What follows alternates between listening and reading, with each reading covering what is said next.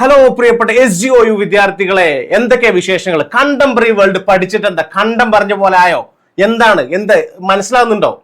പല കുട്ടികളും പറയുന്നുണ്ട്, സാറേ പഠിച്ചിട്ട് ഒന്നും മനസ്സിലാകുന്നില്ല, ഇവിടെ തലയിൽ കയറുന്നില്ല എന്നൊക്കെ പറയുന്നുണ്ട്. എനിവേ, കണ്ടംപററി വേൾഡിലെ MCQ ക്വസ്റ്റ്യൻ വരുന്നുണ്ട്. Part A, part B, part C, part D എല്ലാ പാർട്ടും നമ്മൾ എജുമി ഡിഗ്രി യൂട്യൂബ് ചാനലിലൂടെ പഠനം തുടരാൻ ഇനിയും അവസരമുണ്ട്. നമ്മുടെ എജുമിയോടൊപ്പം ലോകത്ത് എവിടെ നിന്നും +1, +2, ഡിഗ്രി, PG ചെയ്യാം. പരിചയസമ്പന്നരായ അധ്യാപകർ, മിതമായ ഫീസ്, 24 മണിക്കൂർ മെന്റർഷിപ്പ്, കഴിഞ്ഞ 3 ബാച്ചുകളിൽ 100% വിജയം, co curricular and extra curricular activities. കൂടുതൽ വിവരങ്ങൾക്കായി ഇപ്പോൾ തന്നെ ബന്ധപ്പെടുക.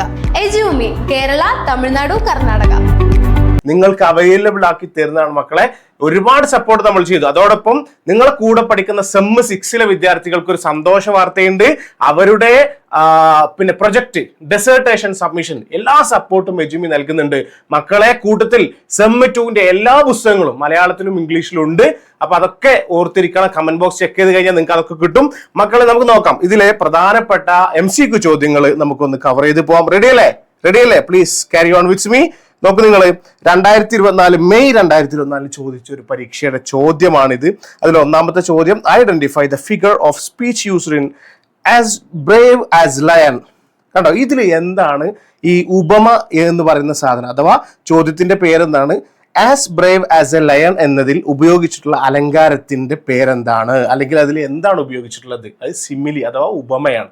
സിമിലി എന്നാണ് ഇംഗ്ലീഷിൽ പറയാം. നമ്മൾ മറ്റൊരാളെ പോലെ താരതമ്യം ചെയ്ത് പറയുമ്പോൾ അതിനെന്താ പറയാ? സിമിലി. ഇപ്പൊ കട്ടക്കാടൻ സാർ എന്താണ്? ജാക്കി ചാനെ പോലെയാണ്. നിങ്ങൾ എല്ലാവരും പറയുന്നുണ്ടല്ലോ. അപ്പൊ അതെന്താണ്? ജാക്കി ചാനെ പോലെയാണ് എന്നുള്ളത് എന്താണ്? സിമിലിയാണ്, ഒരു ഉപമയാണ്, അല്ലെ? അത് യഥാർത്ഥത്തിലുള്ളതാണെങ്കിലും ഒരു ഉപമയായിട്ടാണ് നമ്മൾ എന്ത് ചെയ്യുന്നത്, പറയുന്നത്. ഓക്കെ, നോക്ക് നിങ്ങൾ. On which date did Greta Thunberg deliver her speech at the European parliament? ഏത് ഡേറ്റിലാണ് യൂറോപ്യൻ പാർലമെന്റിൽ ഗ്രേറ്റ തങ്കർബർഗ് അവരുടെ സ്പീച്ച് ഡെലിവർ ചെയ്തത്? ആൻസർ എന്താ? What is answer? 29 ഒക്ടോബർ 2018 മലയാളത്തിൽ കൊടുത്തിട്ടുള്ളത് നിങ്ങൾ കൃത്യമായിട്ട് മനസ്സിലാക്കാൻ വേണ്ടിയാണ്. ക്വസ്റ്റ്യൻ നമ്പർ 3ലേക്ക് പോവാം. How does Britannica define artificial intelligence? Artificial ഇന്റലിജൻസിനെ എങ്ങനെയാണ് ബ്രിട്ടാനിക്ക ഡിഫൈൻ ചെയ്തിട്ടുള്ളത്? അതിന് ഉത്തരം എന്താ? The stimulation of human intelligence process by machines. അതാണ് ഉത്തരം കൊടുത്തിട്ടുള്ളത്. പരീക്ഷയ്ക്ക് നന്നായിട്ട് എഴുതുക. Question number 4, who is a soul companion of Moxon in Moxon's master? മൊക്സോണിന്റെ സോൾ കമ്പാനിയൻ അഥവാ മനസ്സിനെ തട്ടുന്ന ഏറ്റവും ബെസ്റ്റ് ഫ്രണ്ട് ആരാണെന്നുള്ളതാണ്. അതെന്താണ്? ആൻസർ ദ റോബോട്ട് ആണ്. The robot is a correct answer.